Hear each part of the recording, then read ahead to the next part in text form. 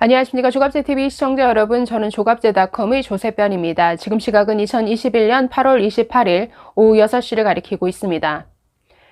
국민의힘 윤희숙 의원은 본인이 부동산 투기를 한 것도 아니고 부친의 농지법 위반 의혹으로 지금 의원직 사퇴까지 선언했습니다. 이뿐 아니라 어제 기자회견에서 자신을 스스로 고발한다라고 하면서 공수처에 스스로 수사를 의뢰하겠다. 이뿐 아니라 경찰 조사 얼마든지 받겠다라고 밝혔습니다.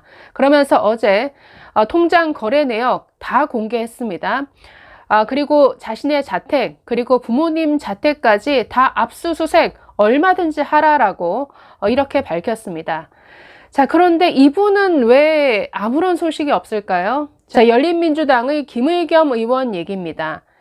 국가권익위원회가 야당 의원들의 부동산 투기 의혹 그 조사 결과를 발표할 때 그 명단에는 이 김의겸 의원이 들어가 있었습니다. 자, 그런데 그 의혹 정도로 보면은 사실 죄질이 제일 나쁜 경우에 해당합니다. 왜냐하면 미공개 정보를 이용했다라는 것이죠. 자, 권익위 이렇게 발표했습니다. 이 김의겸 의원은 청와대 대변인으로 재직하면서 접할 수 있는 비밀 정보를 이용해 서울 동작구 흑석동에 있는 상가 주택을 매입했다라는 이런 의혹 조사 결과를 발표했습니다. 사실 이게 제일 죄질이 나쁘죠. 그 직위를 이용해서 취득한 정보를 가지고 부동산 투기를 했다라는 거니까 사실 윤희숙 의원과 비교하면 훨씬 비교할 수 없을 정도로 죄질이 무겁습니다. 자, 그런데 이게 다가 아닌 것 같습니다. 업무상 비밀을 이용했다라는 것 외에도 지금 특혜 대출을 받았다라는 의혹까지 제기가 됐습니다.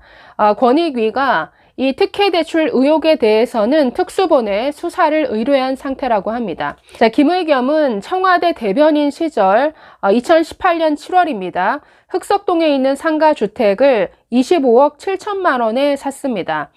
자, 이 건물 매입을 위해서 대출을 총 얼마를 받았느냐? 16억 4,580만 원을 받았습니다.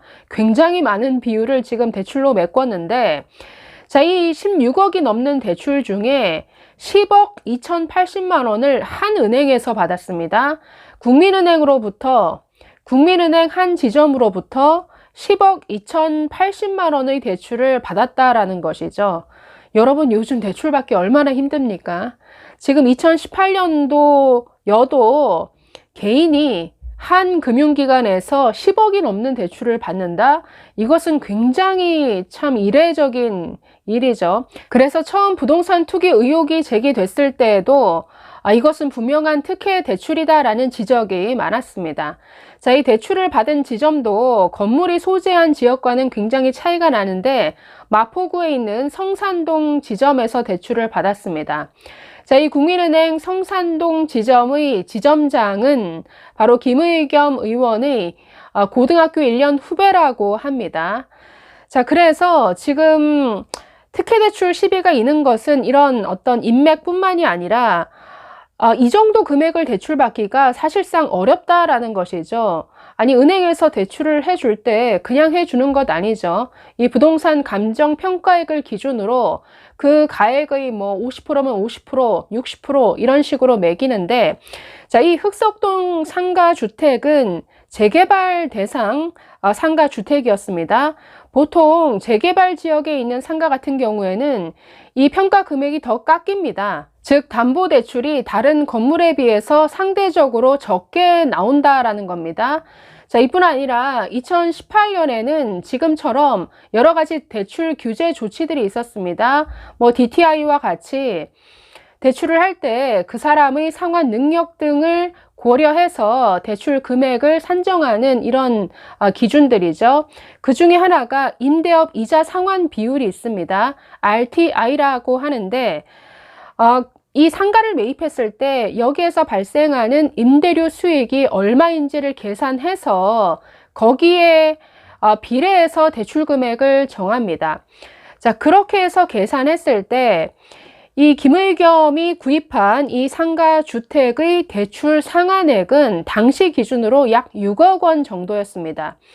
자, 이 국민은행 외에 다른 시중은행들에게 다 물어봤더니 상한선이 6억 원이었다라고 다 대답을 했습니다. 자, 이 건물을 거래한 공인중개사의 광고에도 융자 6억 원 이상 가능이라고 이렇게 표시가 되어 있습니다. 자, 중앙일보 보도에 따른 내용인데요. 자, 그렇게 보면은 이 건물로 대출 받을 수 있는 금액이 최고 상한액이 6억 원인데 그걸 훨씬 초과해서 지금 10억이 넘는 대출이 발생됐습니다. 그렇기 때문에 이것은 글쎄요, 국민은행이 금감원으로부터 뭔가 감사를 받아야 될 상황으로 보입니다. 이 과정에서는 분명 6억인데 10억을 받았다. 이것은 특혜도 아주 굉장한 특혜죠. 자, 이뿐 아니라 야당에서는 국민은행이 이런 대출 특혜를 주기 위해서 대출 서류까지 조작했다라는 의혹까지 제기하고 있습니다. 즉, 김 의원이 구입한 이 건물에 임대할 수 있는 상가가 4개라고 합니다. 그런데 대출 서류에는 이게 10개로 부풀려져 있었다라는 것이죠. 자, 그래서 이 건물의 실제 월 임대료 수입은 총 275만 원인데 대출 서류에는 10개가 있다라는 것을 근거로 해서 월 525만 원으로 임대료가 계산이 되어 있었다. 그래서 이것은 분명한 특혜 대출이다라고 이렇게 주장하고 있습니다. 자, 이 정도 의혹이면 정말 윤희숙 의원과는 비교도 안 될 수준의 이런 의혹이죠. 그런데 지금 아무런 언급이 없습니다. 사과도 없고 앞으로 어떻게 책임지겠다라고 하는 입장 표명도 없습니다. 더불어민주당 의원들도 윤희숙 의원에 대해서는 거의 정치 공작에 가까운 이런 마타도어를 했습니다. 그런데 이런 사안에 대해서 이런 방구도 없다. 그러니 도대체 염치가 있는 것이냐? 어떻게 부끄러움을 모르느냐? 이런 얘기가 나오는 것이죠. 자, 어제 윤희숙 의원 기자회견하면서 김의겸 의원을 언급한 바 있습니다. 어제 저 자신을 공수처에 수사 의뢰하겠습니다 라고 하면서 뭐라고 했냐면 지금도 최강욱, 김의겸 이런 의원들은 재판을 받으면서도 법사위를 비키지도 않고 비판 언론에 재갈을 물리려고 문체위에 버티고 있습니다. 온갖 특권을 장착하고 수사를 받는 게 무슨 공정이고 상식입니까? 저는 국회의원이라는 법적, 사회적 방패를 내려놨으니 평범한 시민이 받는 수사를 받겠습니다. 생전 처음 수사라는 걸 받으면서 보통 사람들이 느끼는 그 두려움과 부끄러움을 스스로 헤쳐가겠습니다. 라고 밝혔습니다. 여기서 이 두 사람의 품격의 차이가 아주 적나라하게 드러나는 것 같습니다. 어제 윤 의원 이런 말도 했죠. 평생 공작 정치를 일삼으며 입으로만 개혁을 부르짖는 정치 몰입애들 우리 정치에 발 붙이지 못하게 해 주십시오 라고 했었는데 거기에 딱 들어맞는 사람이 이 김의겸 의원이 아닐까 아주 스스로 요즘 증명하고 있는 것 같습니다. 감사합니다.